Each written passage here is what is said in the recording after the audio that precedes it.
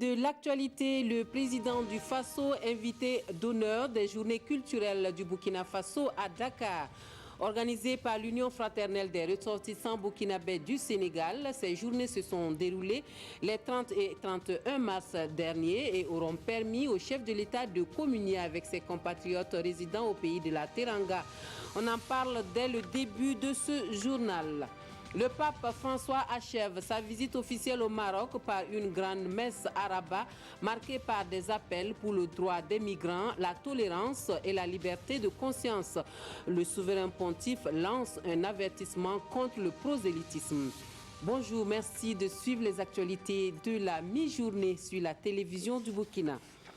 Cela dit, le Burkina Faso en fête ce week-end à Dakar et c'est l'Union fraternelle des ressortissants burkinabés du Sénégal qui ont voulu ainsi ce cadre de partage. Les journées culturelles du Burkina Faso sont un moment de communion avec le président du Faso, invité d'honneur de l'événement.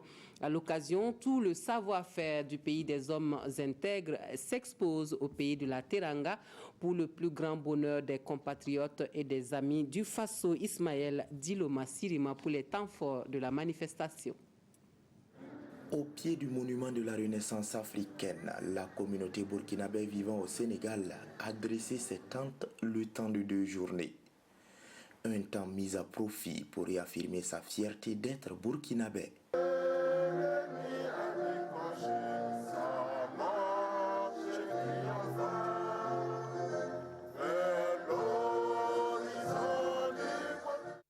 Des produits made in Burkina sont exposés dans ces lieux symboliques pour l'Afrique.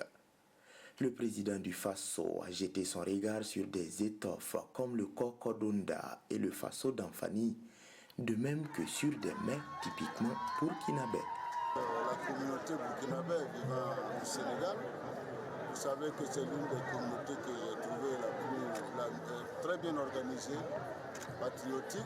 Les journées culturelles du Burkina au Sénégal sont également des occasions pour célébrer la Journée internationale de la femme. Le podium dressé pour la circonstance a vu des artistes qui ont fait lever plus d'un de leurs sièges.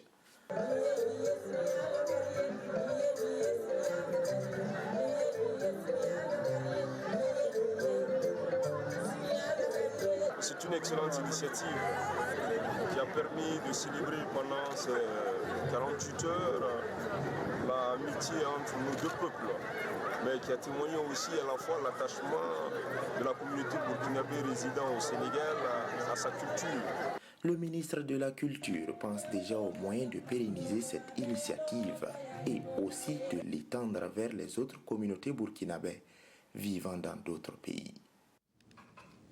Retour au Burkina Faso et direction la primature où la directrice générale du groupe Banque africaine de développement évoque avec le chef du gouvernement burkinabé la mise en œuvre de projets financés par la BAD.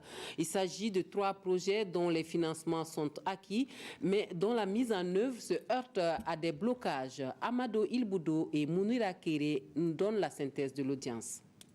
La directrice générale du groupe Banque africaine de développement est au Burkina pour conduire un dialogue sur l'état de la coopération de son institution avec le gouvernement burkinabé. Mais avant, elle recueille les orientations du Premier ministre sur la mise en œuvre des projets actuels et futurs au Burkina. Nous avons parlé tout d'abord du portefeuille qui est en cours. Comme vous le savez, c'est un portefeuille d'une valeur de près de 400 milliards de francs CFA avec une grande prépondérance pour les projets d'infrastructure, notamment les projets d'infrastructure routière qui occupent près de 53% du portefeuille. Donc la discussion a porté essentiellement sur les projets de route. Le financement de 3 projets de route sont déjà sécurisés. Cependant, l'exécution de ces projets font face à de nombreux blocages. Et la discussion s'est focalisée sur les mesures à prendre pour une exécution rapide de ces projets. Nous avons parlé du projet CU9 qui a été inauguré il y a quelques jours. Nous avons parlé également du projet Pardi et nous avons enfin parlé du projet CU2H. Pour ces 3 projets, les financements sont sécurisés. Donc il n'y a aucune inquiétude au niveau du financement. Ce qu'il nous reste à faire, c'est effectivement nous mettre d'accord sur une accélération de la mise en œuvre de ces projets. 2019 marque la revue à mi-parcours de la stratégie de la BAD au Burkina pour la période 2017-2021. Une revue qui va permettre une précision des projets prioritaires pour les 2 années restantes. Zéphirin Diabré, lui, est en tournée dans la boucle du Moun. Ce week-end, le président de l'Union pour le changement et le progrès conduit une délégation qui sillonne les provinces de la région à la rencontre des structures déconcentrées et des militants de l'UPC. À Nouna, ce dimanche, la rencontre a pour but essentiellement de trouver une solution définitive à la crise que connaît le parti du Lion dans la COSI. Une visite aux allures de mobilisation des troupes pour les échanges de 2020. Le reportage est signé Lassina Ouattara et Karim Ouedraogo. Ici à Nouna, Zéphirin Diabré est venu s'imprégner de la santé de l'Union pour le changement et le progrès UPC auprès des responsables des structures du parti dans la province. Ces structures sont entre autres les bureaux des sections et sous-sections. Ça nous donne l'occasion de rencontrer les différents responsables à ce niveau, de faire leur connaissance, de nous entretenir avec eux sur la vie du parti dans la province, de voir avec eux quelles sont les difficultés et les ajustements possibles qu'il faut apporter et de convenir avec eux un peu d'éléments de stratégie pour ce qui est donc des voies et moyens pour assurer à la fois le rayonnement grandissant du parti de la province, mais aussi son succès donc dans les échéances à venir. C'est vrai que, comme ce n'est un secret pour personne, le parti a connu des turbulences un peu au niveau de la province, mais il y a eu une reprise en main. Après donc ces moments de turbulence, une visite du président du parti du Lion dans la COSI était donc attendue par les militants. Vous avez vu la récente crise tout dernièrement, il y a été cela une année et demie, qui a secoué un peu l'UPC COSI. Et que les militants, en tout cas, avaient voulu voir les présidents à leur côté. Voilà, chose qui est faite aujourd'hui. Donc la présence de notre président renforce en tout cas davantage notre détermination à aller de l'avant. Prouve que l'UPC n'est pas mort dans la COSI comme certains le prétendaient. Ça nous donne encore une belle image dans la COSI. On est là, on est prêt, on va se battre et vont continuer de se battre. Comme les uns et les autres aiment dire que l'UPC est mort dans la COSI. Aujourd'hui, nous, on prouve le contraire. On dit que l'UPC est bien importante dans la COSI. Cette rencontre rentre dans le cadre d'une série de tournées du bureau exécutif central de l'UPC dans les 45 provinces du Burkina.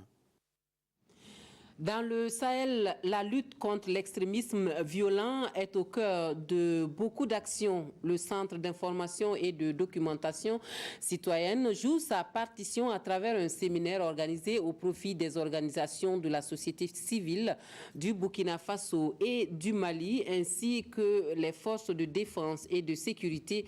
Ce qui est recherché ici, c'est une synergie d'action et un partage d'expériences. Bouré Makane et Lazare Sano pour les précisions.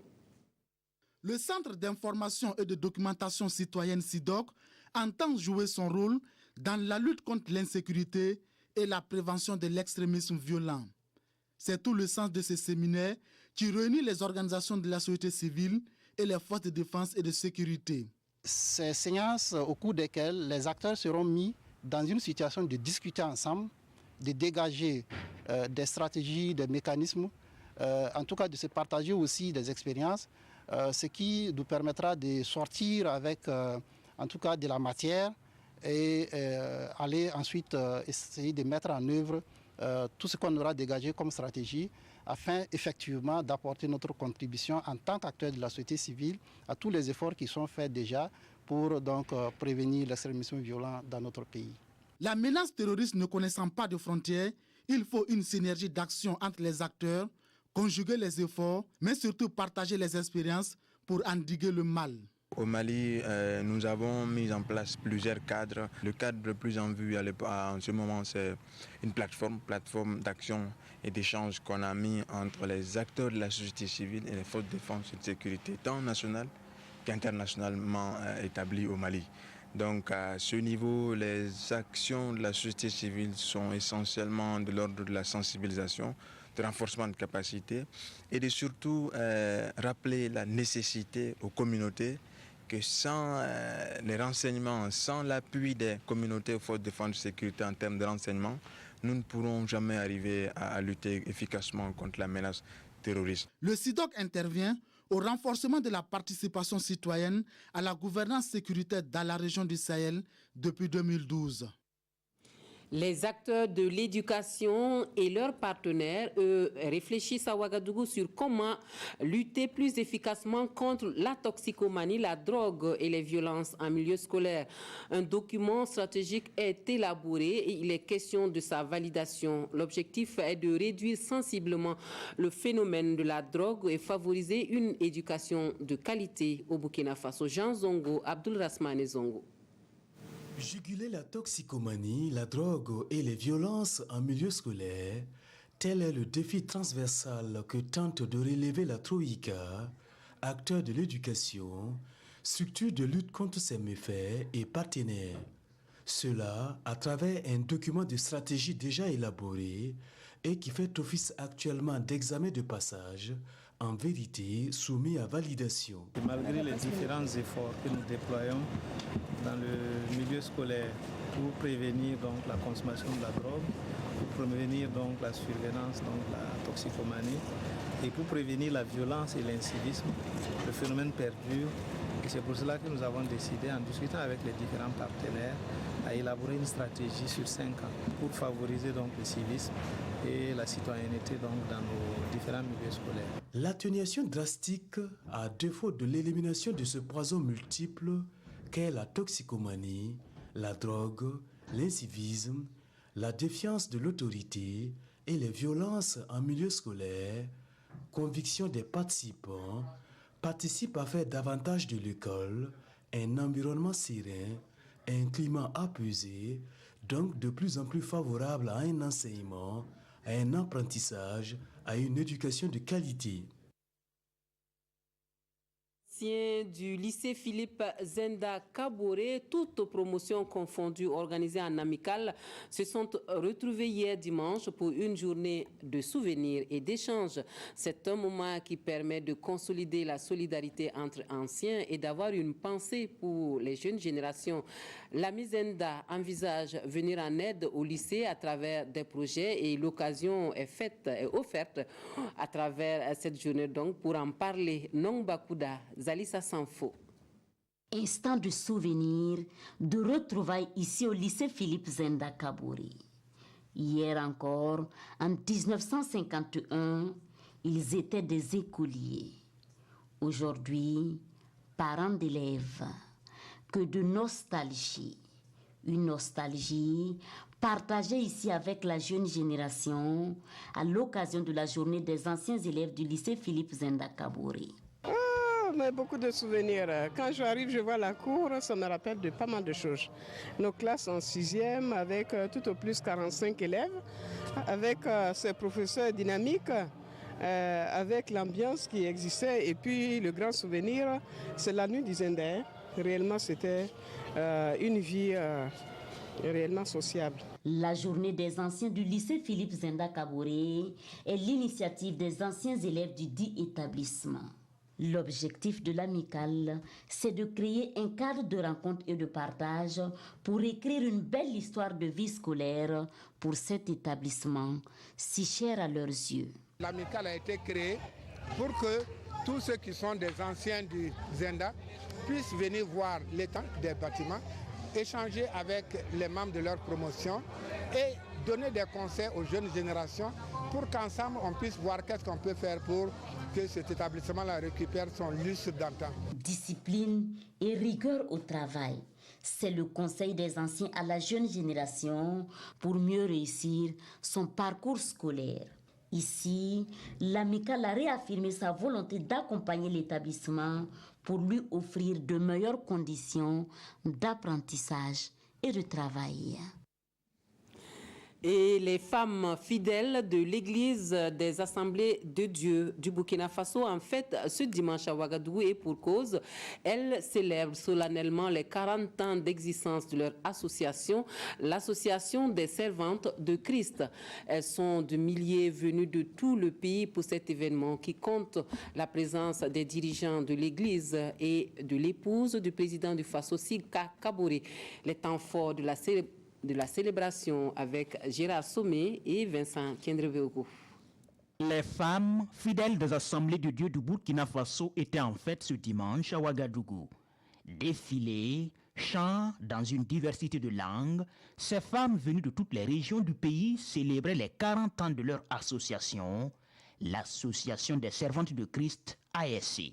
De 6 000 personnes que nous attendions, tout au moins 7 000 personnes, nous nous retrouvons brousse avec un nombre de plus de 18 000.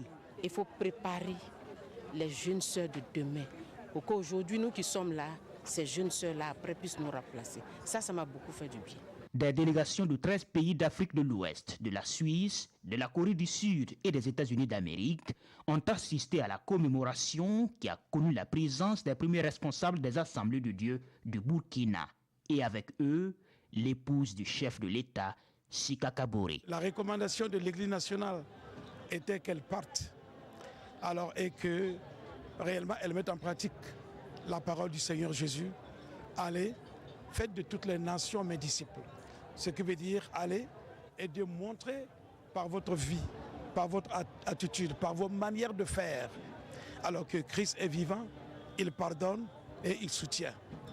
Deuxième chose, travailler à la cohésion de l'Église. Sika Kaboré, elle a salué le dynamisme de cette association, un dynamisme qui a résisté au temps.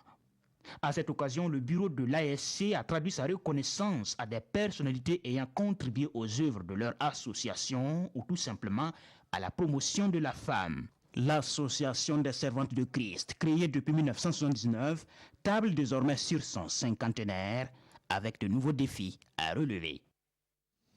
Et le pape François, lui, achève sa visite au Maroc par une grande messe à Rabat en présence de la communauté catholique du royaume chérifien. La visite a permis au souverain pontife de passer plusieurs messages, d'abord au peuple musulman et au roi Mohamed VI, puis aux migrants, de qui le chef de l'Église catholique dit de ne pas oublier la dignité. Il faut se laisser remuer et toucher par celui qui frappe à la porte, dira le pape. Et enfin, à la petite communauté catholique du Maroc, il apporte son réconfort à ceux, dit-il, qui ont dédié leur vie au dialogue et aux plus pauvres. C'est l'actualité hors de chez nous. Le pape François a achevé sa visite de 2 jours au Maroc. Ce dimanche matin, le souverain pontife a rencontré différents représentants chrétiens à la cathédrale Saint-Pierre à Rabat. Parmi eux, le père Jean-Pierre Schumacher, dernier survivant du massacre de Tibérine, perpétré il y a plus de 20 ans en Algérie. Âgé de 95 ans, ce religieux vit désormais dans un monastère dans le centre du Maroc. À tous ces hommes et ces femmes d'église, le pape François a lancé une mise en garde. Pas de prosélytisme. Que votre charité soit un chemin de dialogue et de coopération avec nos frères et sœurs musulmans et avec les hommes et les femmes de bonne volonté, a ajouté le pape. Le souverain pontife s'est ensuite rendu dans l'après-midi dans un complexe sportif pour y célébrer une messe. Plusieurs milliers de personnes étaient présentes, dont une majorité de catholiques venant d'Afrique subsaharienne qui étudient ou travaillent au Maroc. À l'issue de cette messe, le pape devait rentrer au Vatican dans la soirée. Et la visite du pape François au Maroc et les dernières attaques terroristes au Faso font objet d'analyse et de commentaires des quotidiens burkinabés. La revue de presse avec Aimé Solange Guigma. Politique nationale, Isaac Zida est attendu à Ouagadougou le 10 avril prochain, indique le pays. Mais pour l'observateur Palga, c'est ce soir que l'éphémère président exilé au Canada depuis 2016 est attendu à Ouagadougou. Pourtant, aujourd'hui, au Faso précise qu'il est déjà là depuis hier. L'Express du Faso d'ajouter que Blaise Compaoré a décidé de rentrer au Faso sans oublier que Diendéré est en liberté provisoire, signale Sidoya. Ainsi savourons les succulents poissons des journaux de ce jour, 1er avril 2019. Autre actualité nationale, l'attaque du poste de gendarmerie de Dagouendougou, des morts et des blessés, comme d'habitude, indique l'Express du Faso. 2 terroristes abattus, précise le pays, et 3 civils, des passagers d'un car nigérien, ont également été tués, poursuit ce journal. À Belaouro, également dans le Soum, 3 personnes ont été exécutées par des terroristes en plein jour, signale le quotidien. Et toujours dans le Sahel, le directeur provincial de l'agriculture du Soum et son chauffeur ont été enlevés le 29 mars aux environs de 13 heures dans le village de Gaskindi, dans le Soum, nous informe Sidoya. Faut-il craindre le pire? Est-on tenté de se demander pour le quotidien? Avec cette nouvelle version du terrorisme, il appartient à chacun d'imaginer sa part de contribution pour aider les FDS dans ce combat qu'on pourra qualifier de combat patriotique, car, dit-il, le bien a toujours triomphé du mal, là, tôt ou tard. Actualité hors de chez nous, le pape François, en visite au Maroc, a appelé dans une déclaration commune avec le roi Mohamed VI à préserver Jérusalem comme patrimoine commun des 3 religions monothéistes, juives, chrétiennes et musulmanes. Nous informe Sidoya pour aujourd'hui au Faso.